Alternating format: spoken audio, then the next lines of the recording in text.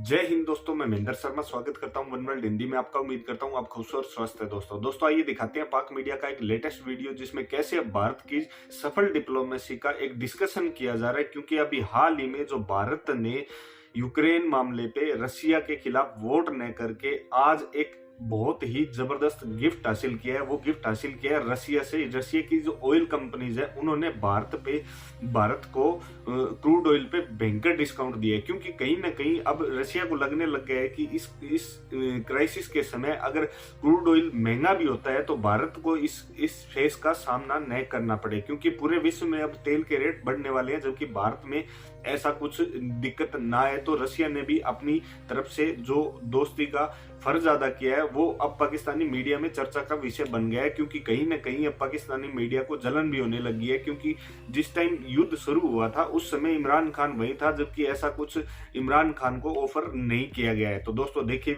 मैं आपको दिखा भी रही हूँ। रशिया ने इंडिया को ये ऑफ़र की है कि वो, क्योंकि उसने यूक्रेन के मामले पर रशिया के खिलाफ वोट नहीं किया और यूक्रेन को सपोर्ट नहीं किया और उसने अपना एक दोस्ती का हक निभाया, तो इस बिना पर रशिया ने इंडिया को ऑफ़र किया कि वो 25% लेस, यानी कि 25% डिस्काउंट पर उनसे क्रूड ऑयल ख़रीद सकता है। मेरा सवाल ये है कि रशिया अगर इंडिया को ये दे सकता है तो पाकिस्तान तो एक ऐसे मौके पर, इमरान खान गए वहाँ पर जिस वक्त के बहुत ही अजीबोगरीब सूरत हाल थी, बड़ा क्रूशल मोमेंट कि वो वहाँ पर हमला कर रहे हैं यूक्रेन पर और हमारे वज़ीर आज़म वहाँ पर बैठे हुए हैं। एक मुल्क पर हमला हो रहा है, उसी मुल्क में बैठे हैं जो हमला कर रहा है। इसके बावजूद हमने ट्रिप कैंसिल नहीं किया। ठीक है, हम ये चाहते थे कि ओके जो भी था। तो प्रेसिडेंट पुतिन ने उनको पहले तो पाकिस्तान को ये ऑफ़र करना चाहिए था कि आप हमसे 25% लेस पर जो है ले सकते हैं, हम आपको डिस्काउंट दे रहे हैं क्योंकि आपने इस मौके पर अब हमारे साथ खड़े हुए। ऐसे ही होता है, इसीलिए तो जाया जाता है कि इस तरह की जो है वो सहूलतें मिलें, हमारे साथ खड़ा हो दूसरा कंट्री। इंडिया को उन्होंने ये ऑफ़र कर दी रशिया ने कि आप हमसे डिस्काउंट पर क्रूड ऑयल ले सकते हैं, लेकिन पाकिस्तान को ये ऑफ़र नहीं की उन्होंने। इसके बावजूद कि हम उस दिन उनके साथ खड़े थे, हमारे वज़ीर आज़म, जिस दिन वो यूक्रेन पर हमला कर रहे थे, जबकि इंडिया ने सिर्फ उनको न्यूट्रल रहे, हम न्यूट्रल भी रहे और वहाँ पर विजिट भी किया, फिर भी रशिया ने उनको डिस्काउंट पर क्रूड ऑयल ऑफ़र किया और हमें नहीं किया। तो वज़ीर आज़म साहब से हम पूछते हैं, भाई चलें, अगर आप गए तो ठीक है, ओके, हम कहते हैं कि आप पॉलिसी, आपका हक है बनाना, अपनी हुकूमत में आपने बनाई ये वाली पॉलिसी, लेकिन फिर ऐसा तो भी कीजिए कि पुतिन से पूछिए, आप प्रेसिडेंट साहब से पूछिए कि क्यों नहीं आपने हमें ये वाली ऑफ़र दी, हमें भी दीजिए ताकि हमें भी थोड़ी सहूलत मिल जाए। मैं तो कहती हूँ बहुत अच्छी बात है, ठीक है, इसलिए पूछें कि हमें सहूलत मिल जाए और कोई ऐसी हम कुछ तनकीद नहीं करें कोई एज सच। तो जनाब, किस्सा मुख्तसर ये है कि नो कॉन्फिडेंस वोट पेश हो चुका है और अगले 7 दिनों में हमें नज़र आएगा कि इसके ऊपर कोई डेवलपमेंट होगी, यानी कोई इजलास बुलाया जाएगा। जो भी इसमें सूरत हाल नज़र आएगी वो यकीनन आप तक पहुंच जाएगी और हम तक भी खबरें आ जाएंगी, उसके पर भी हम बात करेंगे। लेकिन मैं आपको पहले से ये बता रही हूँ कि इमरान खान जो इस वक्त ये समझ रहे हैं कि वो किसी ना किसी तरीके से इसका कोई तोड़ निकालेंगे, तो तोड़ निकालने का सिर्फ एक ही वक्त है कि आपको गैर कानूनी तरीका अपनाएं, और वो ये तरीका अपनाएंगे क्योंकि हम उनको 3 साल हुकूमत में देख चुके हैं कि वो गैर कानूनी तरीके अपनाने, किसी भी किस्म की कोई अखलाकियात से बाहर जाकर कोई चीज़ करने, जैसे कि वो जो कभी हमेशा उनकी आदर्शवादी बयानात और स्टेटमेंट्स होती थी कि वो डाकू और चोरों को अपने साथ नहीं मिलाएंगे, वो डाकुओं के घर भी चले गए, उन्होंने चोरों को अपने साथ भी मिलाया। वो इस वक्त भी दर दर जा रहे हैं और वो जहांगीर तरीन को भी मिलाने की कोशिश करें, वो अलीम खान को भी, वो हत्या कि वो उधर भी जा रहे हैं, पीर पगाड़ा की तरफ भी जाने की कोशिश करें। ये सब कुछ वो कर रहे हैं और असम्बली के फ्लोर पर वो सब कुछ होगा जो उनको रोक सके, जो उनको, क्योंकि उन्होंने ये कह दिया कि ये जो है माइंड गेम है, उनका माइंड गेम है। तो अगर कुछ लोग ये समझते हैं कि प्राइम मिनिस्टर इमरान खान ज़रा सीधे साधे और भोले वाले से हैं, तो मैं उनको ये बताना चाहती हूँ कि ऐसी बात नहीं है। वो बहुत एक शातिर सियासतदान है। सियासतदान को शातिर ही होना चाहिए क्योंकि पॉलिटिक्स जो होती है वो इसी का नाम होती है, वो तो शतरंज की भी साथ होती है। लेकिन अगर आप उसमें आउट ऑफ द रूल्स जाकर काम करते हैं तो फिर आपको उसी तरह याद रखा जाता है, ठीक है। तो ऐसे जितने भी दुनिया में पॉलिटिशियंस गुजरे हैं जिन्होंने असूलों को छोड़कर ऐसे तरीके अपनाए जो कि गैर अखलाकी या फिर अक़दार के ख़िलाफ़ थे, या फिर ये कि वो कवानीन के ख़िलाफ़ थे, तो उनको उसी तरीके से याद रखा गया। तो इमरान खान अब तक जो कुछ कर चुके हैं उनको इसी तरीके से याद रखा जाएगा। और अब नो कॉन्फिडेंस वोट के बाद जो वो करने जा रहे हैं, जैसा मैंने आपको बताया कि ये मामला पहुंचेगा सड़कों पर, असम्बली के फ्लोर पर, तू तकार पर, गरेबानों तक, लड़ाई झगड़े तक, आप देख रहे होंगे कि सीटियां बज रही होंगी एक दूसरे की, ये क्या क्या होगा। और फिर अगर कोर्ट में गया है मामला, अदालतों में कैसे किस तरीके से चलेगा, और फिर सड़कों पर कैसे आएगा। तो कर्टिसी में हमारा किया, साथ दिया। तो वो जो कर्टिसी में आपने हमारा साथ दिया था, मैं उसकी शुक्रिया अदा करने के लिए मैंने आपको कॉल किया। और ख़ास तौर पर मैं आपको ये कहना चाहता हूँ कि आपकी कल की जो तकरीर थी वो तो बहुत ही लाजवाब थी, हमें बहुत पसंद आई। तो मैंने इसीलिए आपको कॉल किया। क्या हम इसको इस तरीके से लें? क्योंकि इसके बाद फवाद साहब ने ये फरमाया, फवाद चौधरी ने, कि उन्होंने इमरान खान को इसलिए कॉल किया था क्योंकि वो चाहते हैं कि इमरान खान सालिसी का किरदार अदा करें, पैचअप करवाएं रशिया और यूक्रेन की वॉर में।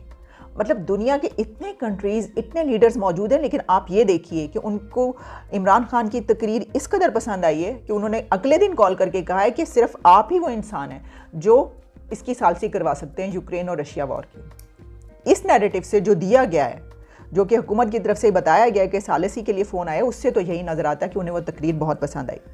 मैं आती हूँ वापस उसी तरफ। देखिए, अगर तो आप ये समझ रहे हैं कि इमरान खान, अब तहरीक अदम एतमाद आ गई, नो कॉन्फिडेंस वोट आ गया, तो वो कहेंगे भाई ये क्या हो गया, तो वो चलते नज़र आएंगे। ये जो बात है ना, इसका फैसला अदालत या सड़कों पर होगा। इमरान खान वो शख्स नहीं है, वो आदमी नहीं है जो इस तरीके से चले जाएं। वो हर काम आखिरी हद तक ले जाकर जो है उसको छोड़ते हैं। वो कहते हैं कि वो कहते हैं हार तो वो मानता है जो हार मान ले। ये इसका फैसला जो है सड़कों पर होगा। मुझे लगता है कि अदालत से अभी निकल के सड़कों में। इसकी वजह क्या है? शेख रशीद साहब ने जब ये पेश नहीं हुई थी नो कॉन्फिडेंस वोट, तो उन्होंने खुद बैठकर क्या कहा था? उन्होंने कहा था 2 वोट तो मेरे हैं, 1 वोट तो मैं ऐसे कैं कर दूंगा, एक मैं किसी का लेकर वैसे कैं कर दूंगा। अगर होम मिनिस्टर, वजीर दाखिला मजाक में भी ये बात कर रहा हो, तो आप सोच सकते हैं कि उस दिन क्या होगा। देखिए, इसको पेश करने में 3 दिन से पहले इसके ऊपर कोई अमल नहीं हो सकता। अभी ये कल पेश हो गई, 3 दिन तक तो इसके ऊपर कोई अमल नहीं होगा। उसके बाद नोटिस भेजे जाएंगे तमाम जो मेंबर्स हैं उनको, और उसके बाद इसका जो है आगे बताया जाएगा कि इस दिन इसके ऊपर जो है वो जो भी इजलास बुलाया जाएगा, जो होगा जो भी होगा।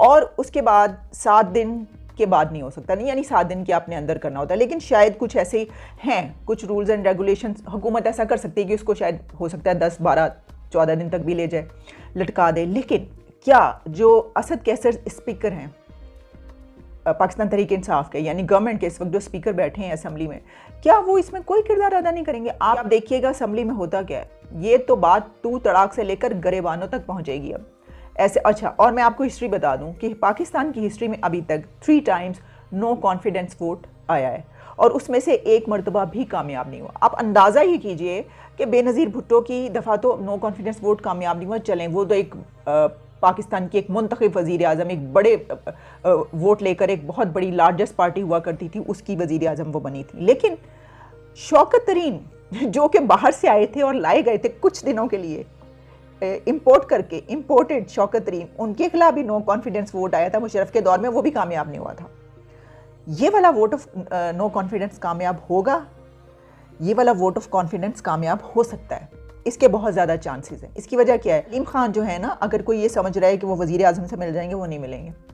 वज़ीर आज़म उस्मान बुज़दार को उतार के अलीम खान को सीएम नहीं बनाएंगे, पहली नज़र आ चुका है, और ये पहले मुझे पता था। देखिए, मैंने आपको बताया था ट्यूसडे को आ रही है, उससे पहले मैंने कभी कोई ज़्यादा वो बात नहीं की कि जी आ रही है नहीं आ रही। जब मुझे लगा कि हाँ ट्यूसडे जो बात की जा रही है इसको आ जाएगी, क्योंकि बिलावल का काफिला जो है वो, मैं कोई नजूमी तो नहीं हूँ, यानी जो हालात देखते हैं आप उसी को देख के कर सकते हैं, तो उसी को देखकर मैंने ये एनालिसिस किया था कि बिलावल भुट्टो लाहौर पहुँच गए, इसका मतलब है कल आ रही है, कल इस्लामाबाद पहुँचेंगे। वही हुआ।